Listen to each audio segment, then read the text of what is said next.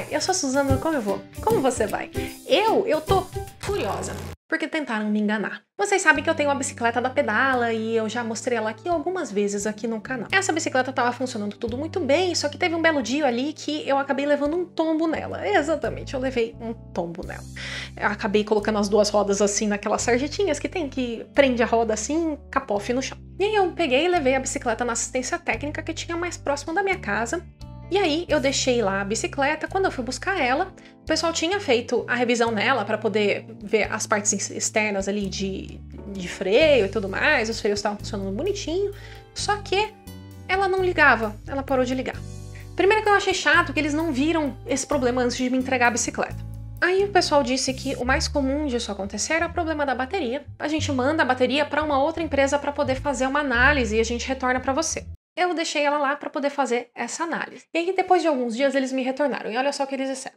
Ontem eles passaram o orçamento, as células estão mortas, pode recondicionar, trocar todas as células e, na hora que estiver trocando as células, pode acontecer de precisar trocar o BMS. O BMS é basicamente uma placa que tem dentro da bateria que controla o funcionamento da bateria. E aí, sem o BMS ia custar R$1.290, com o BMS ia custar R$1.350, e eles iam saber se precisava trocar um BMS só depois, durante o processo de montar a bateria. E aí tinha uma opção também de eu comprar uma bateria completamente nova de R$1.890.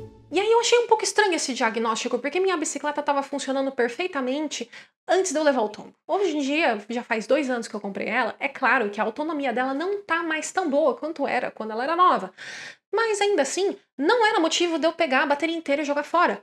Ela funcionava. E eu achei tudo isso muito estranho. Eu conversei com um amigo meu que entende bastante de baterias, que é lá de Santa Catarina, e ele falou, olha, tá estranho mesmo essa história. Pede o laudo e vamos entender o que tá acontecendo.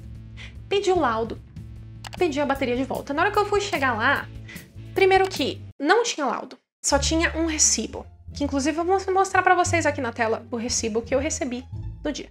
Segundo, que depois de fazer o serviço, eles me contaram no WhatsApp que custaria R$50. Quando eu cheguei lá, o serviço tinha custado, na verdade, R$80. E mais um detalhe interessante, não tinha nota do serviço.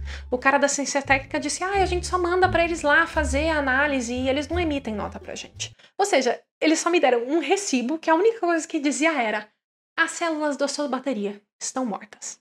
E aí o que acontece é que podia ser verdade das células estarem mortas, existe essa chance. Só que eu fiquei com a pulga atrás da orelha. Eu pedi pra esse amigo meu me contar assim, poxa, não tem algum jeito de eu ver se as células realmente estão mortas? Não tem um jeito de eu conseguir julgar aqui do meu lado, algum teste que eu possa fazer? E aí ele me deu umas fotos falando, olha, a bateria que você tem nessa bicicleta, desse modelo aqui, então é assim que você testa se as séries dela estão funcionando ainda, se ela tá dando a voltagem certa. Então o que eu fiz? Eu peguei a bateria, abri ela em casa. Importante aqui, eu fiz isso acompanhada de um especialista em eletrônica. Por favor, se você não tiver noção de eletrônica, não faça isso em casa, porque pode ser perigoso, baterias explodem, pegam fogo.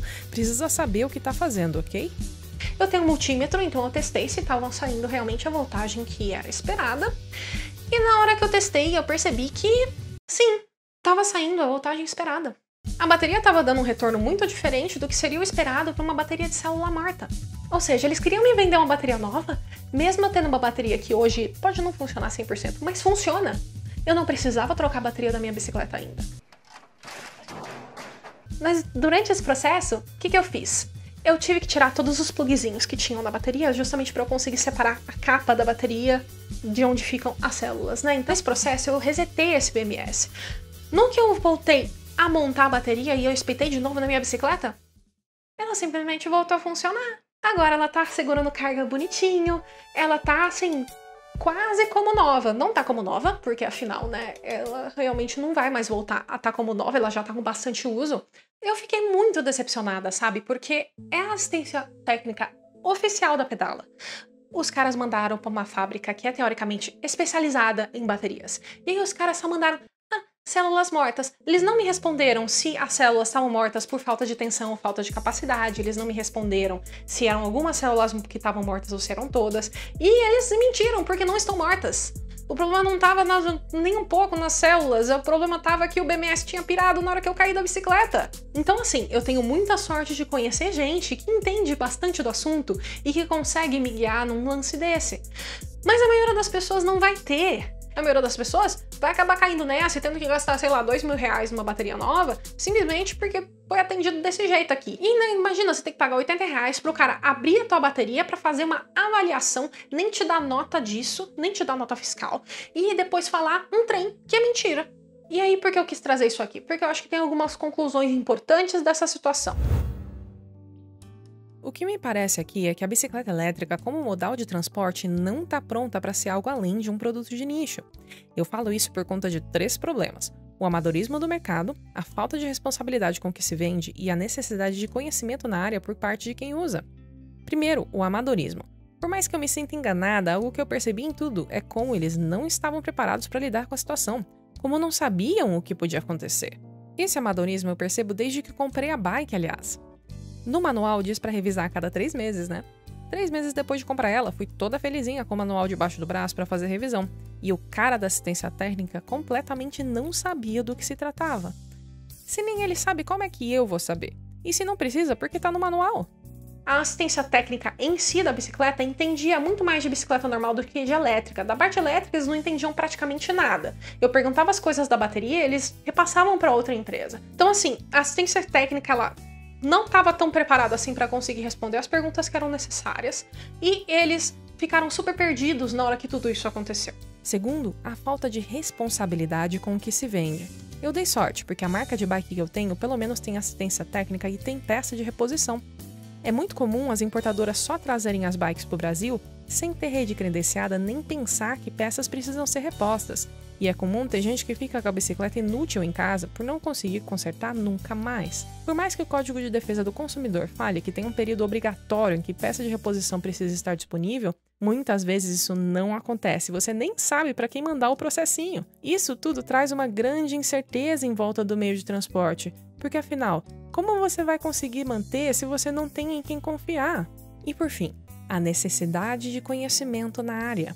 Quando a gente recebe tanta informação errada e precisa ficar caçando muita segunda opinião para algo que deveria ser trivial, isso força a gente como consumidor a ter que saber muito mais do produto para conseguir não ser enganado, seja por má fé, seja por amadorismo mesmo.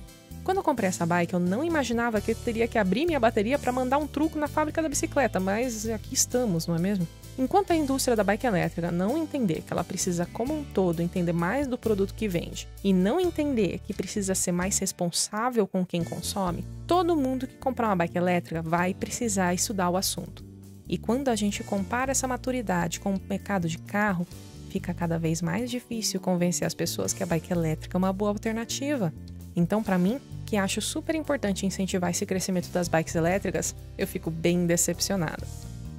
Mas quanto é o meu caso isolado, eu só passo raiva mesmo, porque pelo menos foram só R$80. Então, se você for comprar uma bicicleta elétrica, fazer manutenção na sua bicicleta elétrica, saiba que esse tipo de coisa pode sim acontecer. E fique um pouco mais cabreiro caso a pessoa simplesmente chegue e fale: ah, sua bateria não presta mais. Porque baterias não morrem assim do nada. Elas muitas vezes morrem aos poucos, sabe? Pode ver que baterias geralmente elas vão ficando ruins até o momento que elas param de funcionar totalmente. É um pouco raro elas morrerem 100% do nada. A bateria ela é feita de várias pilhas dentro dela, assim. E aí pode ser que algumas morrem, outras não. Você troca algumas e as outras continuam funcionando. Então por isso é um pouco chato que a gente como consumidor tem que acabar conhecendo dessas coisas para não ser enganado, sabe? Eu queria conseguir confiar um pouco mais nesse serviço. Eu fiquei bastante decepcionada. Mas enfim, né? Pelo menos dessa vez eu não me ferrei tanto assim. E fica aqui o relato para quem tiver problema com bateria morta, para tentar buscar alguém que seja um pouco mais confiável para mexer na sua bateria.